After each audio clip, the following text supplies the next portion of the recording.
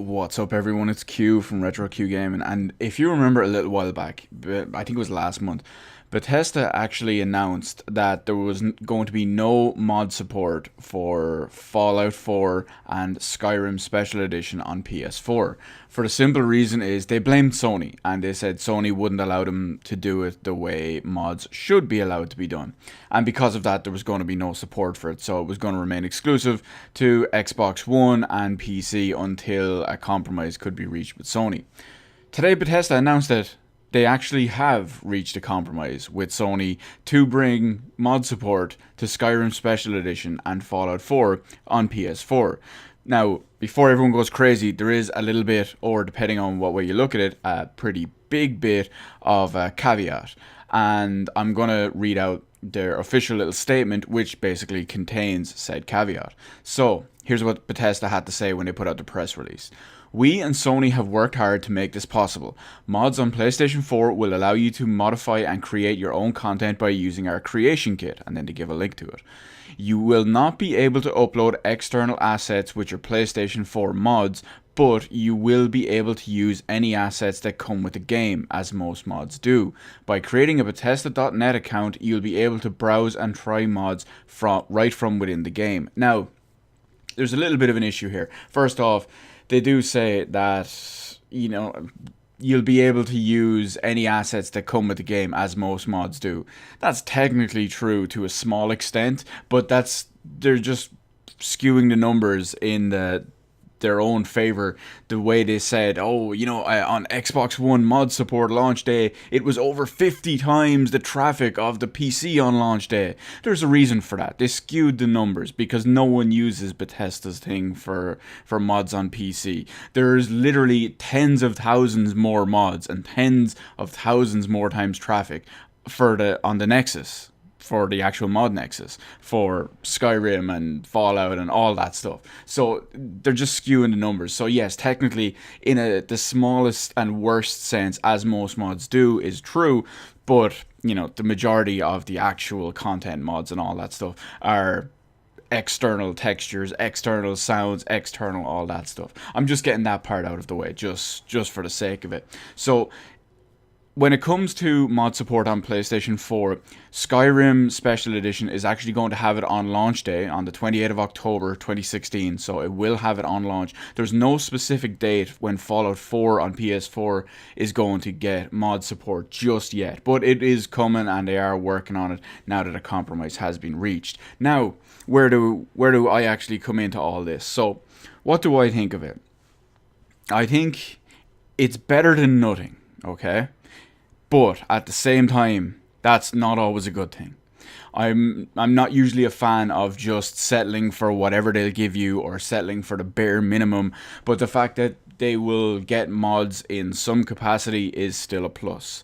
So I don't really know how to fully feel about it. For the simple reason is it's still very limiting in the sense that while you can still make mods and do whatever you want to an extent with them, your tools, if you will, are limited, and what you have at your disposal is pretty limited. So at the end of the day, there's technically a much smaller amount of what you actually can do. Now, I know, most likely at least anyway, because of the differences between the Xbox One stuff, the PC stuff, and how the PS4 stuff is going to work, Sony obviously just didn't want external stuff, external textures, external objects, external sounds, external whatever, onto the PSN and into the console. So, fair enough, it's better than nothing. So, the problem with this is some of the best mods I've ever seen for some of the Fallout games, both 3, New Vegas, and 4, as well as, say, Morrowind, Oblivion, and Skyrim, have all used, like 99% of the best ones I've seen have all used original content. Now, I say original content as in externally created content, original content from the person who created said mod. So that can bring in a bit of an issue. Now, like I said earlier, it's a step in the right direction. It's better than nothing, but at the end of the day, mighty number 9 was supposedly better than nothing, and we all saw how that turned out. So that's why I'm cautiously, I won't even say cautiously optimistic about it. I play all this stuff on PC, so it doesn't really bother me. And one thing I will say is I do know some people in real life who have actually decided to buy Skyrim and Fallout on the Xbox because it has mod support and the PS4 version doesn't have mod support, or at least didn't. Chances are, after the announcement today and the actual details of this, that probably won't change, because I know these people and they don't want like basic mod stuff. They want full on, over the top, Macho Man, Randy Savage Dragon, Thomas the Tank Engine, My Little Pony, fucking New World, Skywind creation shit. So they don't just want a reskin of something that's already there with a skin, or with a reskin of something that's already in it, basically. They don't want the Jarl of Whiterun to be random NPC number 64 in their mod, if that makes sense. So it's better than nothing.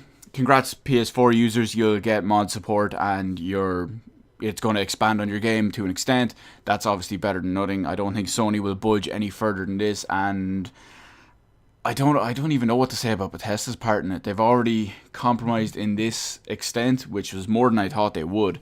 But at the end of the day, it's going to kind of give actual gamers and players more for their buck, more bang for their buck at the end of the day. And that, at the end of it, isn't really that kind of what matters. So one thing I will say is, all you people out there, if you do, well, or if you have access to either an Xbox One or a PC, buy copies on them.